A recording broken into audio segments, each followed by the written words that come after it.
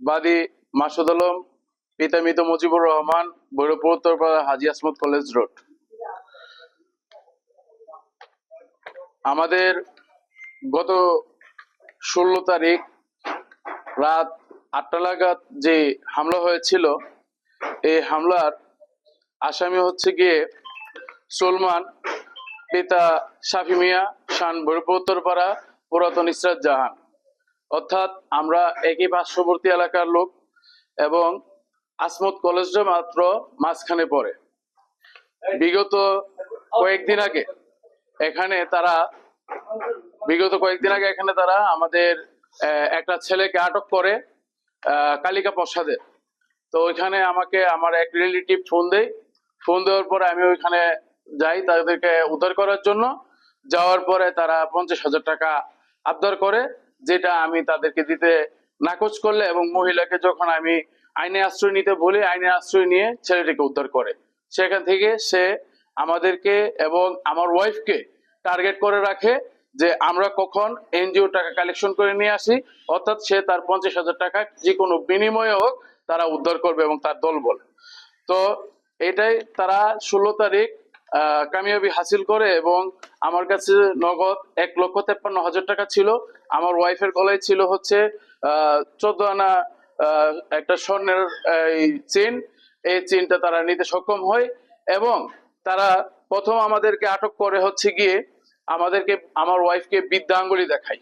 বৃদ্ধাঙ্গুলি দেখানোর পর কুরুচিপূর্ণ একটি মন্তব্য করে, যেখানে আমার ওয়াইফ শুনতে পেলে সে এটা তৎনগত বাইকে বসে সেটা প্রতিবাদ করার পরে সে আমার ওয়াইফের মুখের কাছে এসে বলে যে, আবারও একটা খারাপ ল্যাঙ্গুয়েজ ইউজ করে বলে যে তুই কিসের মহিলা, এরকম একটা আর হচ্ছে খারাপ একটা ইঙ্গিত দেওয়ার পরে আমার ওয়াইফ বলতেছে যে আপনার সাথে কোনো কথা নাই।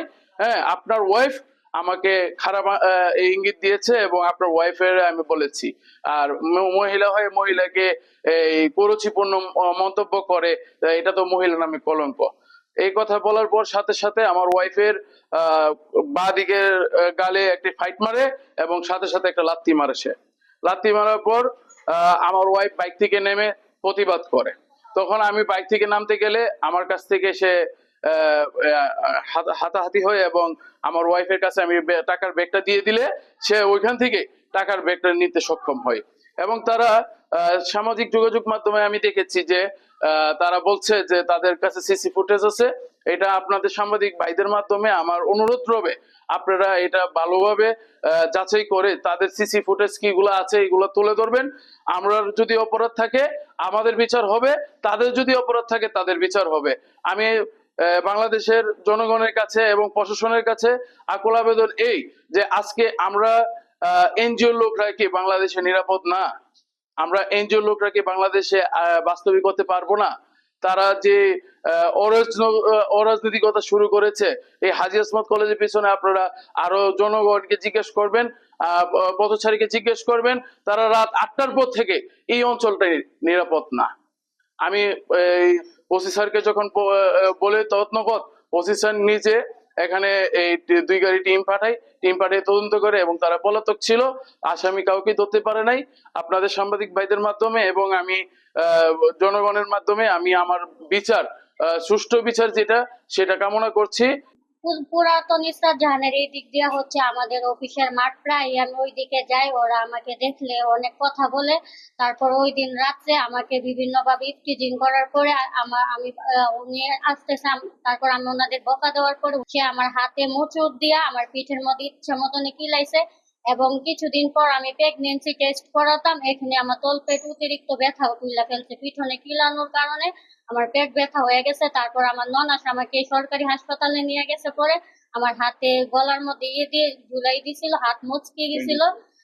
তারপর এখন একটু ভালো হয়েছে হাত, তারপর আমি ছুটাই দিচ্ছি। আর আমার গালের মধ্যে যে বসকিম দিছে এখনো মনে হয় আছে, দেখ হাজবেন্ডের বুকের এইখান দিয়ে ব্যাগের মধ্যে টান দেওয়ার পর এই দিক দিয়ে যে কারাটা ছিল ওইটা চিরা ফেলছে, ওর হাতে ব্যাগটা গেছিল। তারপর ওর হাত থেকে ব্যাগটা আবার আমার কাছে দিছে।